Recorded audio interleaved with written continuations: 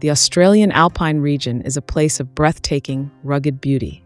A vast wilderness of steep ravines, dense bushland, and ancient granite peaks. It's a place people go to find peace.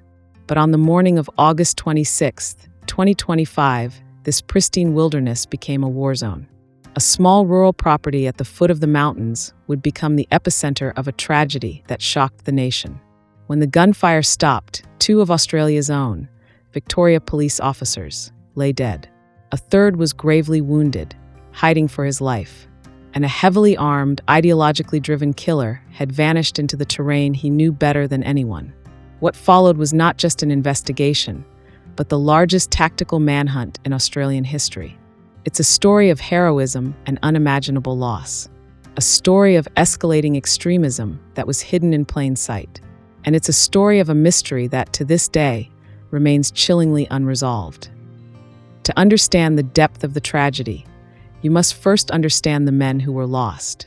They weren't just uniforms. They were fathers, partners, brothers, and mentors. 59-year-old Neil Thompson, known to everyone as Tomo, was the job. He was a 38-year veteran of Victoria Police, a man who lived and breathed policing with an infectious enthusiasm. After decades tackling major crime in Melbourne, he'd spent the last 18 years at the Wangaratta Crime Investigation Unit. This wasn't just a posting, it was his home. He was an adventurer at heart, a passionate hunter, fisherman, and bushwalker. His best friend, John, said he was the most generous, good-hearted, do-anything-for-anybody sort of fella. At the station, he was the ever-reliable crew-first guy, the one who, after a tough case, would say, "You'd do this for free." In his final years, Neil had found a new joy with his partner, Lisa, who he'd met on the job. They had just built a new home together in the King Valley. He was planning his retirement. A long list of adventures awaited, walking across South America, fishing trips up north, and working on his new property. His retirement was set for September 5th, 2025. He was just 10 days away. On the morning of August 26th, Tomo stopped at his regular cafe in Moihu. He ordered his usual, played his daily practical joke on the owner, and waved goodbye. It was a perfectly normal morning, right up until the moment it wasn't. 35-year-old senior constable Vadim de Wart-Hoddart was, in many ways, Tomo's opposite. Where Neil was the seasoned veteran, Vadim was a man of the world, building his future. Born in Belgium, he was an eternal optimist, fluent in 4 languages: English, French, Spanish, and Flemish. He was driven by an insatiable curiosity about life. His passions were as diverse as his language skills. He was an accomplished scuba diver, a keen motorcyclist, and even a collector of international gins, picking up a new bottle from every country he visited. He'd moved to Australia for adventure and purpose, joining Victoria Police in 2018. After working in St. Kilda, he'd joined the Public Order Response Team, or PORT. At the time of his death, he was only on a temporary assignment in Wangaratta, a chance to gain experience in regional policing. His colleagues called him a ray of sunshine. His younger brother, Sasha, called him my very own superhero, my Batman, recalling how Vadim, even as a child, would protectively pile stuffed animals into his baby brother's crib. Vadim had just bought his first home in Melbourne, a milestone he was immensely proud of.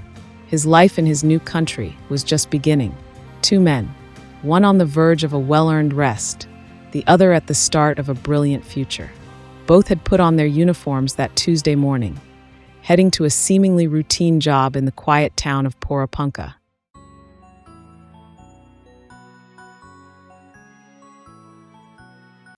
The job was a warrant execution at 80 Rainer Track, a rural property known as Four Gully Farm. The warrant was for a firearms prohibition order, connected to an investigation into alleged historical sexual offenses against a child. The target was a 56-year-old resident named Detsy Bird Freeman. Police knew this was high risk. Freeman was known to them. He was a self-proclaimed sovereign citizen, with a documented history of anti-police ideology and confrontations. Because of this, a risk assessment was done, and an unusually large contingent of 10 officers was dispatched. Neil Thompson was chosen for the team specifically because he'd had previous, positive interactions with Freeman. It was hoped his familiar face could de-escalate the situation. At approximately 10:30 a.m., the 10 officers arrived at the bus where Freeman lived with his wife, Amalia, and their 2-year-old child. What followed was a tense 27-minute standoff. Freeman refused to open the door. He argued, he insulted, he resisted. A family member inside the bus was filming the entire confrontation. After 27 minutes of failed negotiations, police attempted to force entry. Detective leading Senior Constable Neil Thompson went to a window and began to climb inside, feet first. 2 shots were fired. The 27-minute video recording ends. Neil Thompson and Vadim de Wart-Hottert were fatally shot. They died at the scene. In the chaos, a 3rd officer was struck, shot in the leg. As gunfire continued, he managed to drag himself under Freeman's bus, where he lay, gravely wounded, for nearly an hour, waiting for help as an active shooter situation exploded around him. According to later reports, Freeman then pointed a homemade shotgun at a 4th officer and pulled the trigger. The weapon malfunctioned. It jammed, a mechanical failure that almost certainly saved a 4th life. Detsy Freeman then did the unthinkable. He stole the police-issue handguns from the bodies of the officers he had just killed. Armed with his own rifle, a homemade shotgun, and now 2 police sidearms, he fled on foot. He didn't run from the wilderness. He ran into it. He had just disappeared into his own backyard. The immediate response was massive. The first priority was the wounded officer, who was eventually evacuated by air ambulance and flown to Melbourne. He would survive. The 7 other officers, traumatized witnesses to the murder of their colleagues, secured the scene. Before midday, the Elite Special Operations Group, or SOG, had arrived by helicopter from Melbourne. The hunt was on. This was the beginning of the largest police tactical operation Australia had ever seen. The small town of Porepunkah and the entire Alpine region was locked down. Schools were secured. Residents were sent emergency texts. Stay inside. Active armed offender. The search area was a tactical nightmare. Freeman was an experienced bushman who had spent 20 years exploring this exact terrain. He knew every cave, every disused 19th century gold mine, every gorge, and every abandoned hut. At its peak, the manhunt involved over 500 officers. It wasn't just Victoria Police. The Australian Federal Police flew in their specialist tactical team. Interstate forces sent their own. Even the Australian Security Intelligence Organisation, ASIO, and the Australian Defence Force were providing support. In an unprecedented move, tactical specialists were flown in from New Zealand, the same team that had successfully tracked a fugitive who had lived off the grid for 5 years. They searched over 40 square kilometers of suffocating bush and steep country. They crawled through caves, traversed rivers, and rappelled into gorges. They faced freezing alpine weather, including snow and blizzards. Days turned into a week. Police urged Freeman to surrender. His wife, Amalia, who had been interviewed and released, made a public plea. Please, Detsy, if you see or hear this, call 000 and arrange a surrender plan. On day 12, Victoria Police announced a $1 million reward. This was historic, the largest ever offered for an arrest in the state's history, signaling the sheer urgency and danger of the situation. But despite the money, the boots on the ground, and the eyes in the sky, there was nothing. No confirmed sightings. No tracks. No trace. It was as if Detsy Bird Freeman had been swallowed by the mountain. To understand how he could do this, and why, you have to understand the man who called himself Freeman. He wasn't born Detsy Freeman. He was born Desmond Christopher Philby in the Melbourne suburbs. Family members described a man who, even from a young age, was volatile. His nephew, Luke, described him as having a mentally ill, hidden anger and a deep distrust of healthcare professionals, meaning he was never properly diagnosed or treated. As a young man, he used karate to try and contain his anger. But, as his nephew said, he could never contain it. He always failed. In 2003, he legally changed his name. He abandoned Philby and adopted Freeman, a name hugely popular within the sovereign citizen movement, symbolizing a rejection of perceived government bondage. Dr. Kez Ross, an extremism researcher, described Freeman as a very active sovereign citizen who was held in high regard by the movement. He moved to the rural property, living in the bus with his wife, Amalia, whom he'd met in the Philippines, and their children.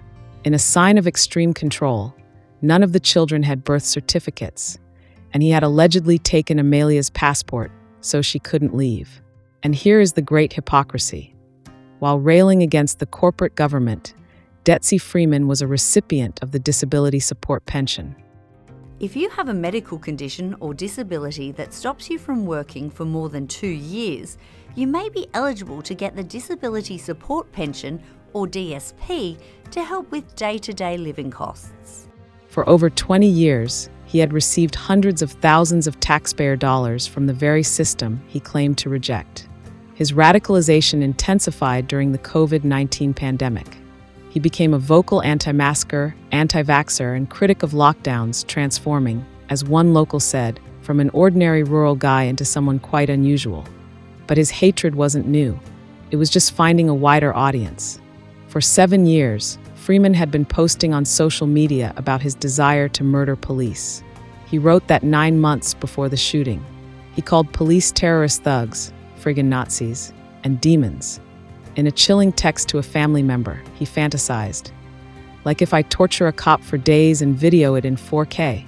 This wasn't just talk. His life was a series of escalating confrontations. In 2019, he tried to arrest a magistrate in court. In 2021, he was arrested at a protest for a failed private prosecution of the Victorian Premier for treason.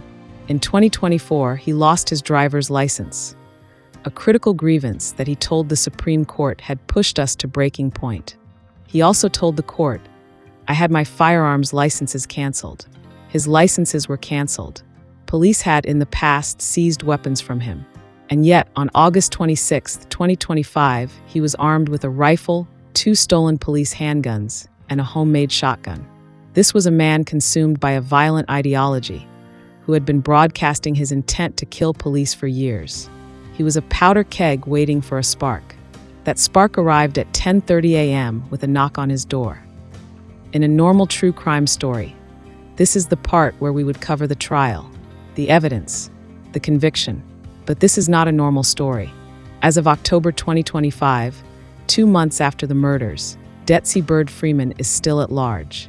The largest manhunt in Australian history, involving over 1,600 intelligence leads and the search of a 40-square-kilometer area, has yielded no confirmed sightings of Freeman since the moment he fled. This has left investigators and the nation with 3 chilling possibilities. 1, he is dead. He may have succumbed to exposure in the freezing alpine conditions or died by suicide, his body hidden in a cave or ravine that search teams simply haven't found. 2, he is being harbored. He may have sympathizers within the sovereign citizen movement who provided him with food, shelter, or a way out. Or 3, he simply outsmarted them all. An expert bushman, he may have used his 20 years of knowledge to slip through the cordon in the early hours before it was fully established, and is now living under a new identity, somewhere else entirely. His own brother, James, believes Freeman is dead, that he died cold and alone on the mountain just days after the shooting. "What Des did was wrong," he said, "but he's my brother and I miss him." In mid-October, police partially reopened Mount Buffalo National Park. The official search has been scaled back, though police maintain a strong presence. The case remains open, the reward unclaimed, and the families of 2 murdered officers are left in a torturous limbo, with no killer to face in court. The impact of the Porepunkah shootings has been profound. In early September 2025, the police community gathered to say goodbye.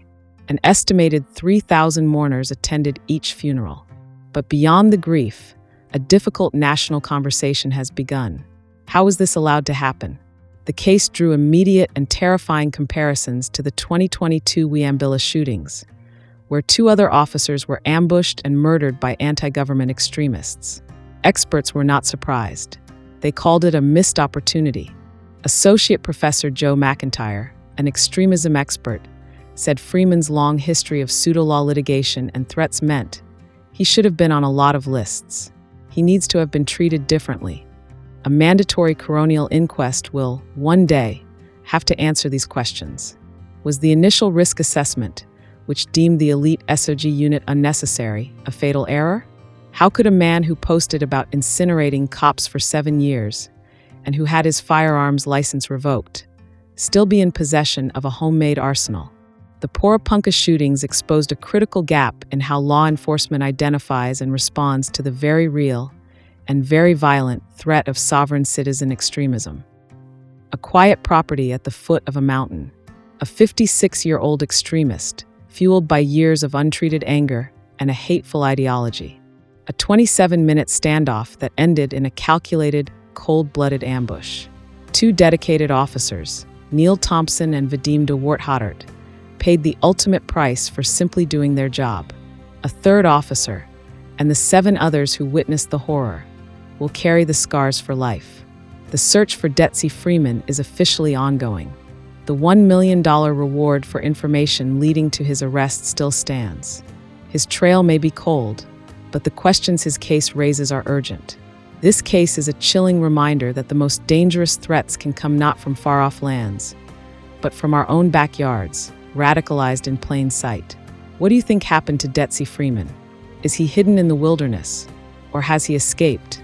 And what more can be done to stop this kind of extremist violence before it claims another life? Thanks for watching. Take care, and see you next time.